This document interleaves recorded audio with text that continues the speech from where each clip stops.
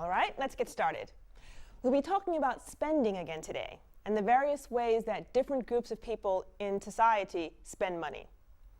And the two groups we'll look at this morning are men and women, a favorite topic for many people. And I'm going to cover some of the different ways that men and women spend money and then discuss some of the reactions by businesses to these differences. So, we're going to see lots of differences, and the main reason I want to focus on gender differences in spending is because these differences are starting to have very big implications for marketers and advertisers. Now, I'm speaking in generalizations here, but traditionally, the wife and mother in a family has been the one in the family who has been concerned with taking care of the home and taking care of the children. So, for example, it's traditionally the woman in the family who thinks about preparing the food for the family or keeping the family healthy and warm, those kinds of things. Here's how experts say it. They say women want to create a lifestyle. Now that means they tend to focus on the daily life of their family. Another way we can say this is women have traditionally focused more on now. So when we think about spending money, the traditional purchases made by women have been things like the daily food for the family, and the shoes, and the clothes. These kinds of purchases are made for the daily needs of the family for right now. Now, let's move on and let's talk about the traditional responsibilities and traditional spending by men. Traditionally, and again, this is a generalization, the man in the family is the one who fixes things. So, for example, if a door in the house is broken, the man fixes it, okay? So now, when it comes to spending, well, men traditionally want to get those things that will last a long time and that don't need replacing or repairing. They're the ones who are concerned with the long-term value of purchases. And that makes quite a bit of sense. Now, the long-term value of an item increases as the price of the item goes up. So the long-term value of a car, for example, is more important to a family's finances than, let's say, the long-term value of a sweater or a pair of shoes.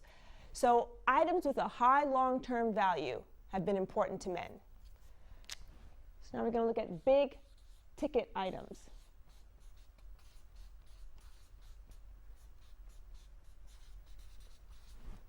Okay?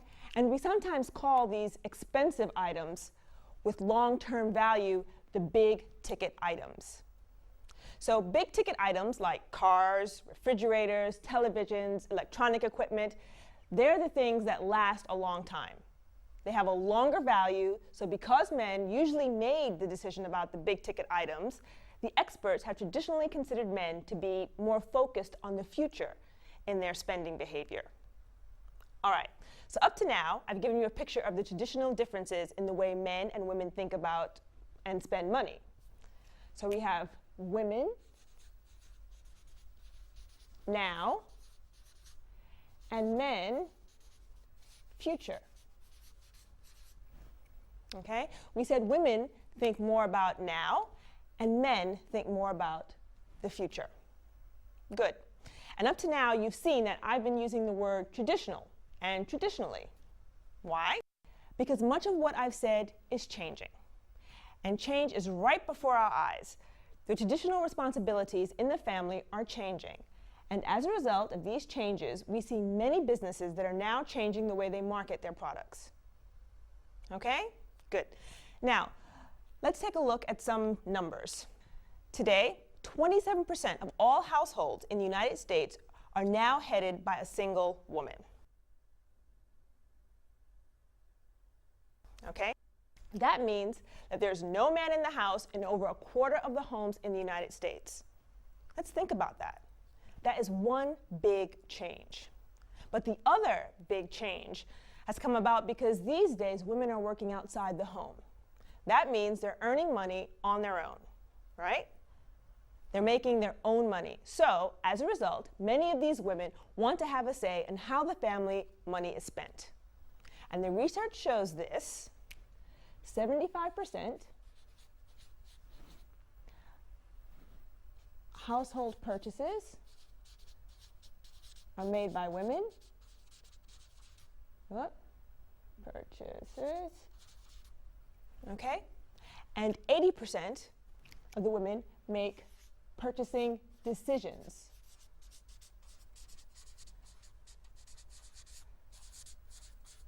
Okay? So this is done by women. Now, there was a major poll done in the United States recently, and they found that women now control 75% of household finances, and they control 80% of purchasing decisions. Now, let me share some more specific research. So 62% of women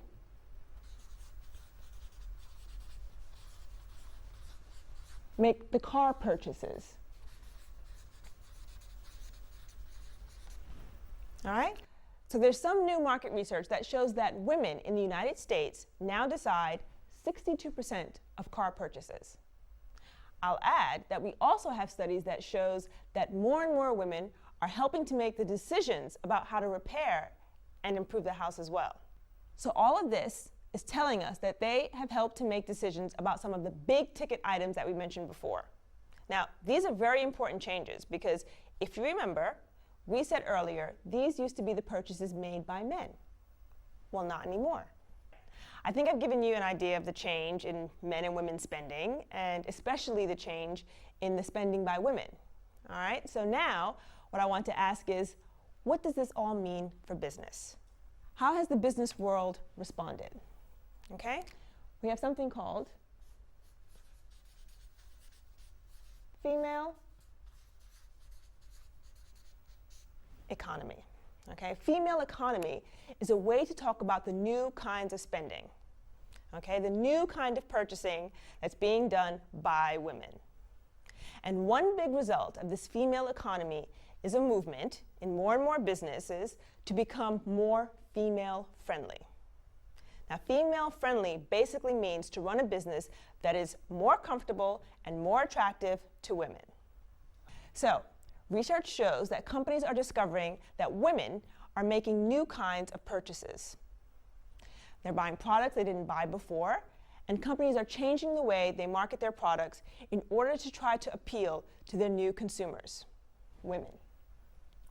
All right, now I want to show you an excellent example of what I mean by female friendly. There's a car repair company that has shops all over the United States. It's called Jiffy Lube. Now remember, we said that women were starting to buy their own cars, okay? The people at Jiffy Lube wanted to be sure that women went to their company to have their cars fixed. So they made some changes in their business. To appeal to women, they built nice, comfortable waiting rooms with soft, comfortable chairs for their customers to use. Okay? They added magazines that women might like to read in the waiting room. And this is the interesting part. They taught their workers how to explain their car services clearly and carefully so that their new customers, women, could understand. To do all of this, they spent $8 million, okay? And this is all to appeal to women. All right, I'm going to stop here for today. We've seen from these examples that the new female economy is something businesses are taking very seriously. And as you can imagine, there's a lot of money for businesses to make in this market. Now next time, I'll give you a few more case studies of female-friendly businesses.